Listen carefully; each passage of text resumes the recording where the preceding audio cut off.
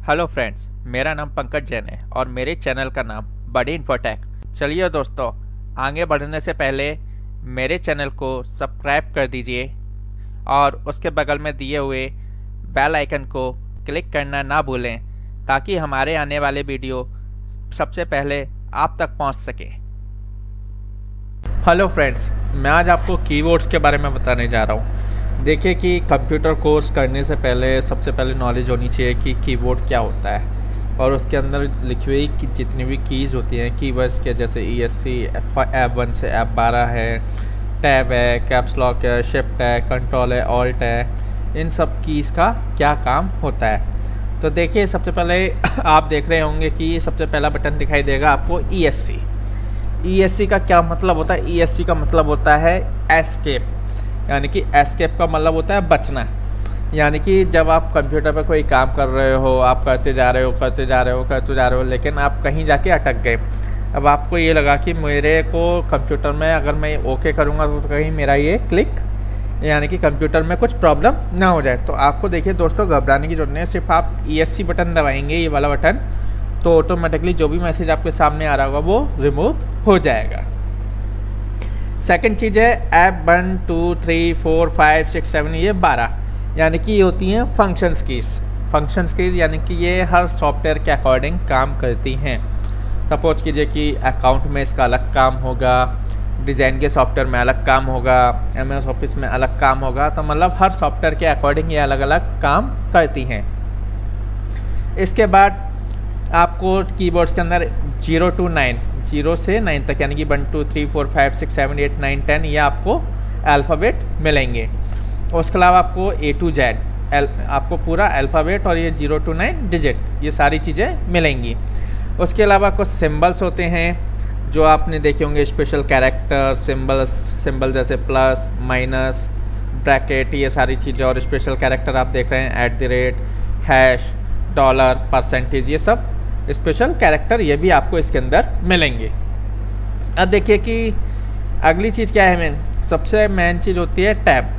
Tab का use करते हैं कि सपोज कीजिए कि हमें दो वर्डों के बीच में ज़्यादा गैप करना है, यानी कि एक से ज़्यादा गैप करना है, तो उसके लिए हम टैब दबाएंगे और ऑटोमेटिकली वो 10 स्पेस में कन्वर्ट हो जाएगा। जैसे टैब लगाएंगे कि ऑटोमेटिक दो टेक्स्टों के बीच में 10 गैप का आपका स्पेस का गैप हो जाएगा।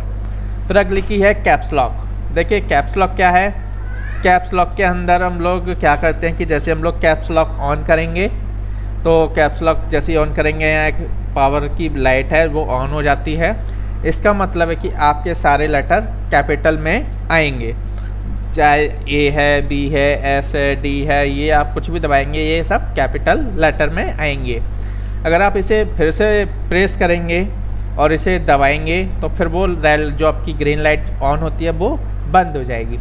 बंद होने के बाद ये सारे जो लेटर्स हैं ये स्मॉल हो जाएंगे, जैसे कि स्मॉल ABCD। नेक्स्ट है शिफ्ट। देखिए शिफ्ट का यूज क्या होता है। शिफ्ट का यूज सेम टू सेम छोटे और बड़े अक्षर करने के लिए होता है। सपोज कीजिए आपने अगर कैप्स लॉक यहाँ नहीं दबाया, तो जब आप नॉर्मल में दबाएंगे शिफ्ट के साथ, मतलब बिना शिफ्ट के, तो स्मॉल कैप वो आएंगी ABCD, और आप शिफ्ट के साथ प्रेस करेंगे शिफ्ट और A, तो ये कैप हो जाएगी।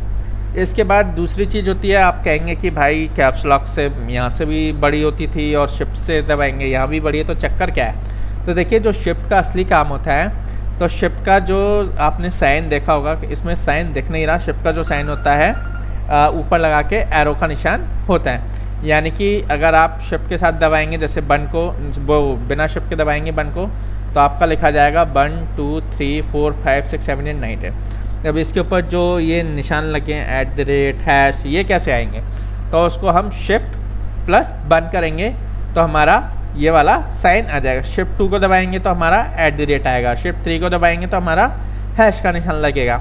इसी तरीके से जहाँ जहाँ आपको एक ही बटन में 2 अक्षर दिखाई दें, तो नॉर्मल में नीचे वाला आएगा और शिफ्ट के साथ ऊपर वाला आएगा।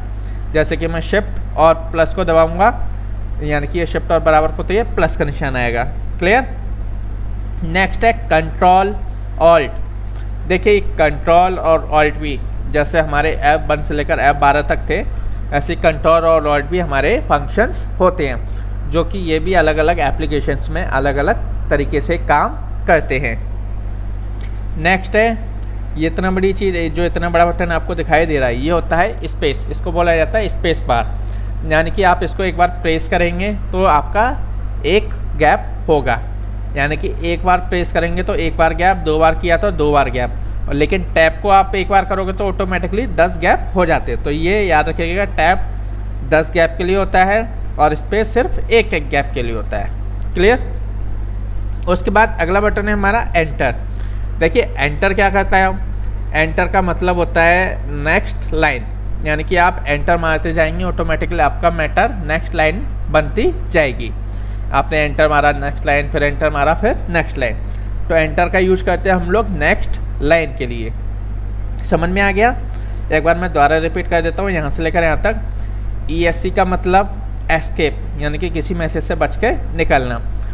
यहाँ फिर आता है F1 से F12 and control and alt, ये तीनों होते हैं हमारे, ये 12, 13, 14 यही होते हैं हमारे फंक्शंस। ये हर एप्लीकेशंस में अलग अलग काम करते हैं। इसमें आपको मिलेगा 0 to 9 A to Z alphabet, 0 to 9 digit और स्पेशल कैरेक्टर और आपके सिंबल्स। टैप मैंने बताया आपको 10 स्पेस के लिए। कैप्स होता है कि आप अगर एक बार कैप्स दबाएंगे तो सारे यहाँ ग्रीन लाइट ऑन होगी, और ऑन होने का मतलब कि सारे लेटर कैपिटल आएंगे, और फिर दोबारा प्रेस करेंगे तो ग्रीन लाइट ऑफ हो जाएगी और सारे कैरेक्टर स्मॉल हो जाएंगे। इसी तरीके से शिफ्ट है, जहाँ आपको एक बटन पर 2 निशान दिखाई दें तो नॉर्मल दबाएंगे बिना शिफ्ट के तो आपका एक आएगा, और शिफ्ट के साथ दबाएंगे तो आपका ऊपर वाले जो भी आइकन है वो सारी चीज़ें आएंगी। फिर स्पेस, स्पेस मैंने बताया आपको कि सिर्फ एक टैप यानी कि एक गैप करना है तो एक स्पेस दबाएंगे। एंटर मैंने आपको बता ही दिया नेक्स्ट लाइन के लिए। उसके बाद आती है एरो की। ये आप देखिए एरो की, ये 4 दिखाई देंगी, अप डाउन लेफ्ट राइट। इसका मतलब है, इसको बोलते हैं मूवमेंट की या एरो की। आप इसके थ्रू आप अपनी एक कर्सर जो होता है जिससे लिखा जाता है, आप इसे ऊपर नीचे दाएं बाएं ले जा सकते हैं। कहीं भी ऊपर ले जाना है ऊपर, बाएं ले जाना है बाएं, दाएं ले जाना है दाएं, ब्लो ले जाना है ब्लो।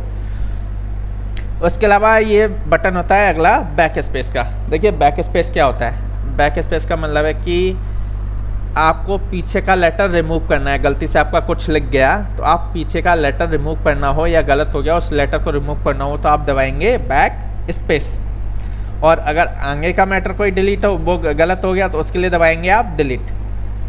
कैसे, देखिए फॉर एग्जांपल इसलिए मैं आपको एक एग्जांपल लिख के दिखाता हूँ। मैंने ये क्लिक किया और यहाँ मैंने लिखा, जैसे फॉर एग्जांपल सपोज कीजिए मैंने ये लिखा। अब मुझे पीछे का डिलीट करना है F, तो मैं दबाऊंगा बैक स्पेस। और अगर मेरा कर्सर बीच में है और मुझे डिलीट करना है HJ, तो मैं दबाऊंगा डिलीट, यानी कि आगे के लिए डिलीट और पीछे के लिए बैक स्पेस। क्लियर। ये दोनों ही कैरेक्टर को रिमूव करने के लिए होता है। तो इस तरीके से देखिए कितना ईजी था कीबोर्ड चलाना। देखिए वही 1 2 3 जो आपको वो यहाँ भी मिलेंगी और यहाँ भी मिलेंगी। इसका यूज़ क्या है कि जिस आदमी को यहाँ से आदत होती है कैलकुलेटर चलाने की वो यहाँ से जल्दी चलाता है, और जिसको यहाँ से आदत होती है वो यहाँ से जल्दी चलाता है। मोस्टली ये प्रॉब्लम कब आती है, ये प्रॉब्लम आती है लैपटॉप में। जब लैपटॉप का साइज छोटा होता है तो सिर्फ जो कीबोर्ड आता है वो यहाँ से लेकर यहाँ तक ही आता है, और जब बड़ा साइज होता है लैपटॉप का तो वो ये चीज़ भी आपकी राइट साइड के जितने ये निशान भी ये भी आएंगे। तो ये था कीबोर्ड चलाना। देखिए कितना आसान था।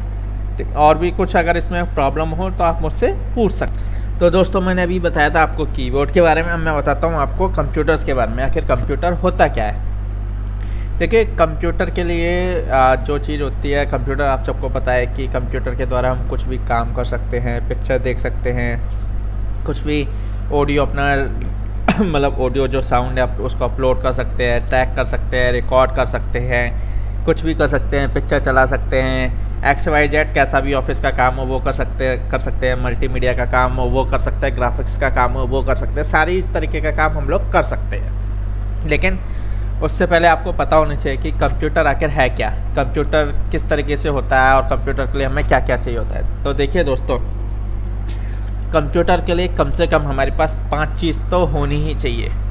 वो क्या चीज़ है, देखिए सबसे पहले आपको मैं ये बताता हूँ। ये जो दिख रही है स्क्रीन पर आपको टीवी, इसको बोलते हैं मॉनिटर।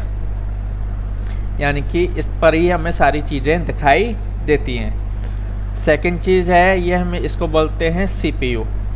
CPU का मतलब कि जो भी हमारा स्टोरेज हो रहा है, जो भी हमारी हार्ड डिस्क है, जो भी कंप्यूटर की मेमोरी है, जो भी डेटा स्टोर करने की है, जो भी उसकी सोचने की क्षमता है, जो भी उसकी काम करने की स्पीड है, जैसे कि आप कुछ भी कह लो, एक तरीके से ये होता है CPU यानी कि heart of computer, brain of computer. यानी कि ये कंप्यूटर का ब्रेन भी होता है, हार्ट भी होता है। यानी कि अगर ये ना हो तो आपका ये सारी चीज़ें बेकार है, इसलिए इसको बोलते हैं CPU। इसकी फुल फॉर्म होती है सेंट्रल प्रोसेसिंग यूनिट। तीसरे नंबर पे ये दिखाई दे रहा है, ये होता है कीबोर्ड। कीबोर्ड है, इसके द्वारा हम कुछ भी चीज़ को टाइप कर सकते हैं, किसी भी इंस्ट्रक्शन को कंप्यूटर को भेज सकते हैं। नेक्स्ट है माउस। देखिए कि ये माउस है, ये भी सेम टू सेम कीबोर्ड की तरह होता है, लेकिन ये कीबोर्ड की तरह टाइप नहीं करता। ये क्या है कि उस कमांड पे जाके क्लिक कर सकता है किसी भी चीज़ को, मतलब इसका जो काम है जो कीबोर्ड से हम करते हैं वो काम ये ईजी कर देता है।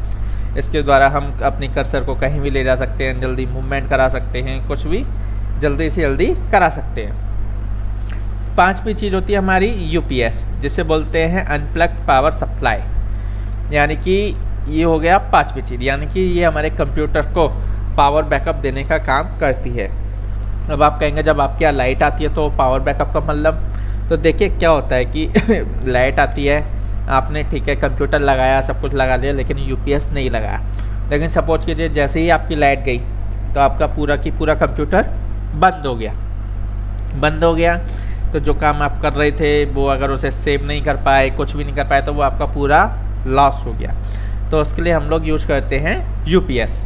यानी कि हमारे एक तरीके की बैटरी होती है जो हमारे कंप्यूटर को लाइट चली जाने के बाद पावर बैकअप देने का काम करती है।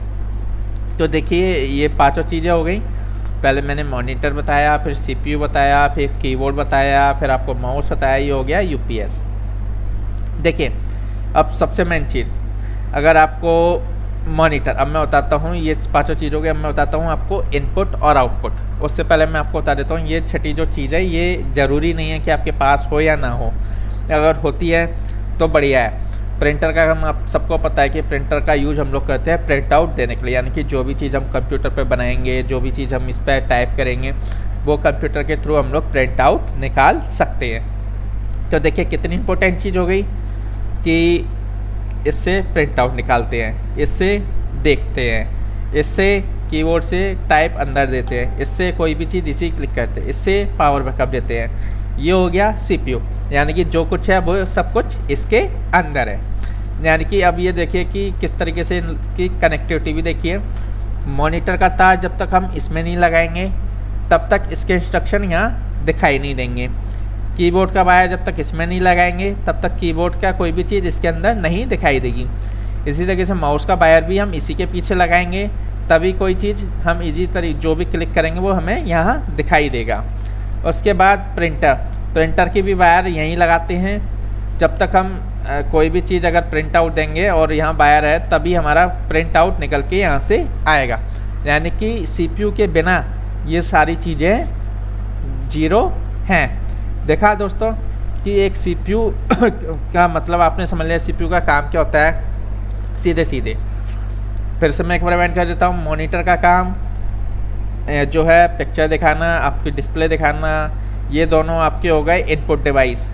अब आप देख लीजिए डिवाइस क्या होती है। देखिए डिवाइस दो तरीके की होती है, एक होती है इनपुट डिवाइस, दूसरी होती है आउटपुट डिवाइस। आउटपुट डिवाइस में वो डिवाइस आती हैं जो आपके आउटपुट को दिखा सके। अब सपोज कीजिए कि मैंने कीबोर्ड के थ्रू A एंटर करूँगा तभी तो A आएगा, तो यानी कि ये हो गया हमारा इनपुट डिवाइस। जब तक मैं यहाँ से कोई चीज़ क्लिक नहीं करूँगा यहाँ भी दिखाई नहीं देगी, तो ये भी हो गई हमारी इनपुट डिवाइस। मॉनिटर पे हमें सारी चीज़ें दिखाई देती हैं, आउटपुट दिखता तो ये हो गई हमारी आउटपुट डिवाइस। इसी तरीके से प्रिंटर होता है आउटपुट डिवाइस, क्योंकि हम कोई भी काम करते हैं प्रिंट आउट निकालते हैं तो वो चीज़ हमें पेपर पर दिखाई देता है। तो ठीक है दोस्तों, ये दोनों कीबोर्ड और माउस होते हैं इनपुट डिवाइस, मॉनिटर और प्रिंटर आपके होते हैं आउटपुट डिवाइस। तब आगे चलते हैं कि आगे और क्या क्या है। देखिए अब इसके बाद ये सारी चीज़ें अब आप ये कहेंगे कि आपने तो बताया था कि ये सिर्फ 5 चीज़ें हैं और बाकी कंप्यूटर में और कोई चीज़ होती नहीं है। तो ऐसा नहीं है दोस्तों, देखिए ये जितनी भी चीज़ है ये आपके सीपीयू के अंदर हाइड होती है। अब जैसे कि अब आप कहेंगे कैसे हाइड होती है, तो देखिए सबसे पहले होता है ये होता है असली प्रोसेसर, यानी कि ये होता है कंप्यूटर का ब्रेन। यानी कि कंप्यूटर में जो भी आप कमांड दोगे, चाहे कीबोर्ड से चाहे माउस से, सबसे पहले यही देखेगा और ये फिर तुरंत चेक करने के बाद मॉनिटर पर भेजता है। यानी कि ये होती है इसका मेन ब्रेन। यानी कि कोई भी चीज़ याद करानी हो, जैसे कि आपका भी दिमाग होता है, ऐसे ही कंप्यूटर का दिमाग होता है। क्लियर। सेकंड चीज़ है ये होती है रैम। यानी कि जैसे आपकी मेमोरी होती है ऐसी कंप्यूटर की मेमोरी, इसको बोलते हैं रैम। क्लियर। इसी तरीके से अब आपको ठंडा रखने के लिए आपको पंखे की ज़रूरत होती है किसी की। इसी तरीके से ये होता है कंप्यूटर का फैन, जो कंप्यूटर में लगा होता है। इसी के थ्रू गर्मी की, जो कंप्यूटर की सारी गर्मी है, सीपीयू की सारी गर्मी, वो बाहर की तरफ निकलती है। उसके बाद ये चीज़ क्या दिख रही है आपको, ये होता है मदरबोर्ड। मदरबोर्ड, अब आप कहेंगे ये क्या भला हो गई मदरबोर्ड। तो देखिए जिस तरीके से आपकी शरीर की रीढ़ की हड्डी से सारी चीज़ें कनेक्ट हैं, आपके हाथ की हड्डी सब रीढ़ की हड्डी पे इस मानव जो शरीर होता है पूरा टिका होता है। इसी तरीके से ये मदरबोर्ड है। अगर कोई भी चीज़ आप लगाएंगे तो मदरबोर्ड, सीपीयू भी इसके अंदर लगेगा, रैम भी इसके अंदर लगेगी, पंखा भी इसी के अंदर लगेगा। यानी कि सारी चीज़ें इसी के अंदर फिट होती है और इसी में सारे कनेक्शन मिलते हैं। अगर आप जो मैंने उस जगह बताया था, जो कीबोर्ड का तार जाता है वो भी इसी के अंदर आके लगता है, जो माउस का कीबोर्ड तार आता है वो भी इसमें जाके लगता है। उसके बाद जो आपका प्रिंटर का वायर होता है, हालांकि होता सीपीयू के अंदर है, ये सब सीपीयू के, वो भी इसी के अंदर आके लगता है। यानी कि सारी चीज़ें जो हैं वो इसके अंदर आके ही लगती हैं। तो देखा आपने कि ये एक तरीके से पूरा मानव कंप्यूटर की बॉडी को ये कनेक्ट करता है। इसी तरीके से ये हार्ड डिस्क हो गई। हार्ड डिस्क यानी कि ये आपके स्टोरेज मेमोरी होती है, सिर्फ याद रखती है और उसके बाद आपके दिमाग में फीड हो जाती है। इस तरीके से ये होती है हार्ड डिस्क, जो सारी चीज़ें, वो इसका भी कनेक्शन इसी मदरबोर्ड के अंदर होता है। यानी कि जिस तरीके से आपका शरीर पूरा रीढ़ की हड्डी पे होता है, उसी तरीके से ये पूरा कंप्यूटर का जितने पार्ट्स होते हैं वो इस मदरबोर्ड के अंदर लगाए जाते हैं। उसके बाद फ्लॉपी ड्राइव का आपने नाम सुना होगा। जिस तरीके से हार्ड डिस्क होती है, इसी तरीके से फ्लॉपी ड्राइव भी होती थी एक ज़माने में, जिसमें हम लोग फ्लॉपी लाते थे और अपना डेटा एक जगह से दूसरी जगह ले जाते थे। लेकिन फिर ये टेक्नोलॉजी चेंज हो गई, धीरे धीरे सीडी राइटर आया, फिर आप सीडी राइट करने लगे। सीडी राइट के थ्रू सीडी को कहीं और अपने डेटा को दूसरे कंप्यूटर में ले जा सकते थे। क्लियर। उसके बाद सीडी के बाद फिर टेक्नोलॉजी आई पेन ड्राइव की। अब आप सोचेंगे पेन ड्राइव, जब फ्लॉपी थी, सीडी थी, तो अब ये पेन ड्राइव आने की क्या ज़रूरत हो गई। तो देखिए दोस्तों, इसी चीज़ को मैं आपको डिफ़ाइन करता हूँ। देखिए फ्लॉपी क्या होती थी, सबसे पहले मैं इसे छोटा कर देता हूँ। देखिए फ्लॉपी जब स्टार्टिंग में आती थी तो फ्लॉपी आती थी सिर्फ 1.44 MB की। मैं यहाँ कुछ चीज़ लिख देता हूँ।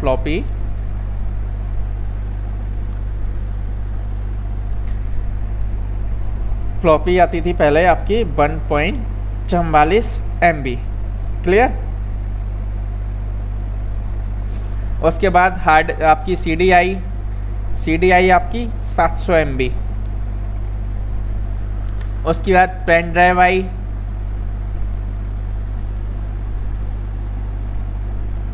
तो पेन ड्राइव आपको पता है कि पेन ड्राइव 1 GB से लेकर आज की डेट में 64 GB तक की अवेलेबल है।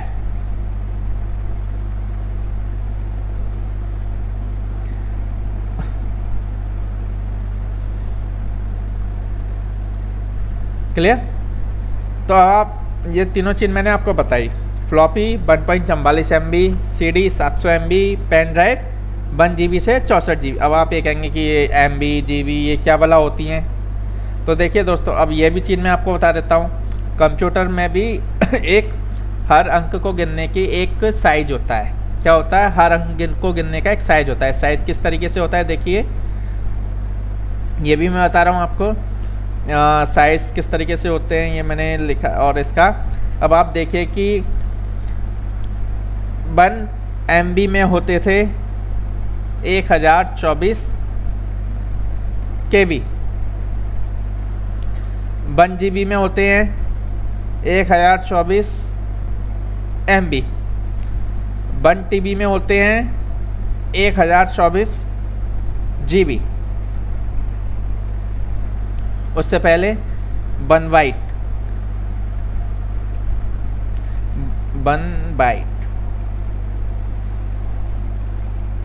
इसमें होते थे 1024 KB,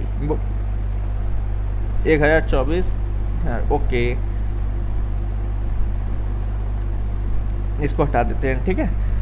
तो हम MB, GB और TB आपको बताता हूँ। तो देखिए कि 1024 जिस तरीके से आपने देखा 1 MB में 1024, तो 1.44 में कितना होता था, आप मान सकते हो कि 1500 KB हो सकते हैं। यानी कि अगर आपकी एक फ़ाइल 50 KB की है तो आपके सिस्टम में कुल कितनी फ़ाइल आ सकती थी, आप खुद बताइए। 50 की अगर एक है तो 1500 में कितनी हो गई, 30, 50 या 15, यानी कि आप सिर्फ कहीं भी बाहर ले जा सकते थे। तो आप 30 से 40 फाइल ही ले जा सकते थे, इससे ज़्यादा फाइल आप नहीं ले जा सकते थे, यानी कि एक छोटे से साइज की। उसके बाद MB यानी कि CD में सिर्फ आप सपोज कीजिए कि अगर कोई मूवी है, मूवी अगर 1400 MB की है तो उसके लिए भी आपको 2 CDओं की ज़रूरत पड़ती थी, क्योंकि 700 MB की CD होती थी और पिक्चर होती है काफ़ी बड़ी। आपने देखा भी होगा, कई ज़माने में पिक्चर भी चलाई होंगी सीडीओं पे, तो वो भी 2 पार्ट, कोई 3 पार्ट, कोई 4 पार्ट की आती थी। तो इस तरीके से उसके अंदर हम पूरी पिक्चर भी नहीं ले जा सकते थे। लेकिन यह है कि अगर फाइल कॉपी करके ले जानी तो फाइल हम बहुत सारी ले जा सकते हैं। उसके बाद तीसरी आई पेन ड्राइव। अब पेन ड्राइव आपने देखा कि पेन ड्राइव 1024 यानी कि MB, इसी तरीके से 1024 MB करते करते आप 64 बार गिनेंगे तो कितना हो गया, यानी कि अब आप 1024 MB, और ये सिर्फ CD थी 700 MB की थी 1024, यानी कि उस दिन से आपकी पूरी पिक्चर एक ही पेन ड्राइव में आने लगी। तो आप इजीली अपनी एक पिक्चर को पेन ड्राइव में ले जा सकते थे। क्लियर। और अपनी पूरे बड़े से बड़ा, चाहे जितने बड़े से बड़ा डेटा हो वो भी आप, चाहे 1000 फाइल हो, चाहे अपने सिस्टम का बैकअप हो 1 GB तक, आप कहीं भी ले जा सकते थे। तो इसलिए जो फ्लॉपी टाइप थी उसका प्रचलन कम हो गया, क्योंकि कहाँ कुआं और कहाँ छोटा सा गड्ढा, स्टोरेज के लिए कहाँ कुआं और कहाँ छोटा सा गड्ढा, तो इसलिए फ्लॉपी का चलन बंद हो गया। उसके बाद सीडियाँ आई। सीडियाँ भी बंद क्यों हुई, क्योंकि सीडियों के बाद DVD आना चालू गई। DVD आना चालू गई आपकी 4-4 GB तक की, तो DVD आ गई तो CD का काम ख़त्म हो गया। जब DVD 4 GB से फिर पेन ड्राइव आ गई 16 GB, 32 GB, 64 GB, तो फिर DVD का भी काम ख़त्म हो गया। DVD आपकी ये देखिए 4 GB, मैं यहाँ लिख देता हूँ। तो जितनी बड़ी बड़ी टेक्नोलॉजी आती गई उतनी छोटी छोटी चीज़ें ख़त्म होती गई। CD आई, फ्लॉपी ख़त्म, DVD आई, CD ख़त्म, पेन ड्राइव आई तो वो DVD भी ख़त्म। तो इसलिए अब मार्केट में जो करंट चलती है वो चलती है पेन ड्राइव, जो आपके डेटा को लाने ले जाने का काम या किसी भी सिस्टम में जाके ट्रांसफ़र करने का काम करती है।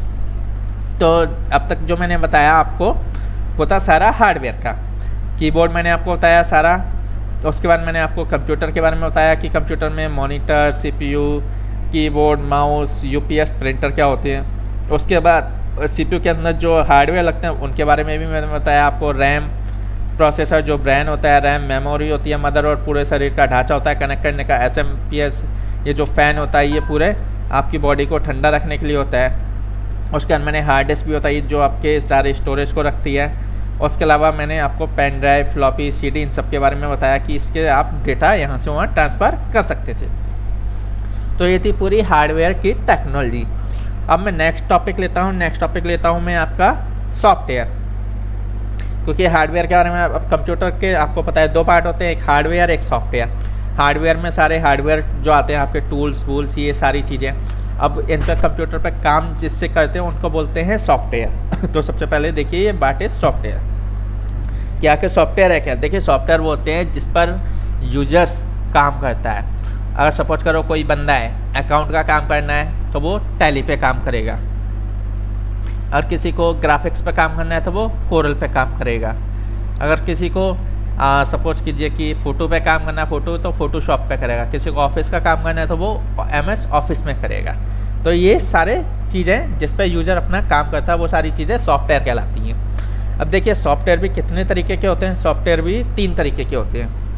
सबसे पहले system software, second application software, तीसरा प्रोग्रामिंग सॉफ्टवेयर। अब आप ये कहेंगे कि सॉफ्टवेयर पे तो काम ही करते हैं, अब ये भी 3 तरीके के क्यों होते हैं? तो देखिए कि सिस्टम सॉफ्टवेयर, सबसे पहले सिस्टम सॉफ्टवेयर क्या होते हैं? सिस्टम सॉफ्टवेयर में आते हैं सबसे पहले ऑपरेटिंग सिस्टम, सेकंड आते हैं एंटीवायरस, यानी कि जो आपके कंप्यूटर को सही करने के लिए बनाए गए हैं, यानी कि जिस पर यूजर काम करेगा, यानी कि एक फ्रेमवर्क, यानी कि जब तक आपको पता ही है विंडो नहीं होगी तो कोरल वी पे आप काम नहीं कर सकते हो, विंडो नहीं होगी तो अकाउंट का सॉफ्टवेयर नहीं डाल सकते हो। मतलब एक फ्रेमवर्क, जैसे कि मानव शरीर है ना, कि ये मानव शरीर, फिर इसमें कुछ भी लगाते जाओ, चाहे इसमें बूरा डालते जाओ, चाहे कुछ भी डालते जाओ, लेकिन सबसे पहले ये मानव शरीर होना चाहिए इसको खिलाने के लिए।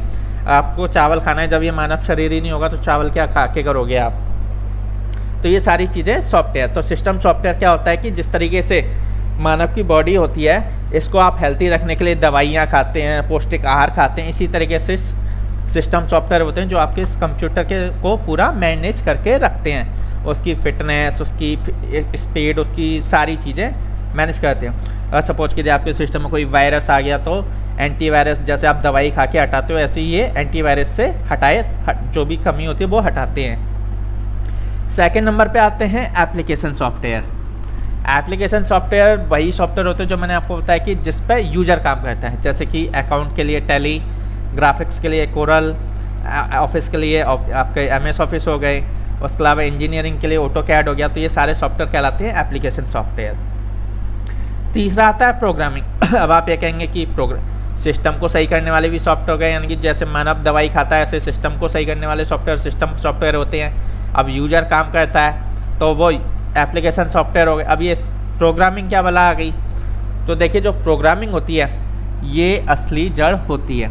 अब आप ये कहेंगे कि अब सिस्टम सॉफ्टवेयर हैं, क्या सिस्टम सॉफ्टवेयर ज़मीन से अपने आप निकल कर आ गए, या सिस्टम सॉफ्टवेयर अपने आप ही बनकर आ गए इस धरती पे, या फिर जो आपकी एप्लीकेशन है जिस पर यूज़र काम कर रहा है वो अपने आप बन गए कि भाई सीधे सीधे उठा लिए और ये सीख लिए?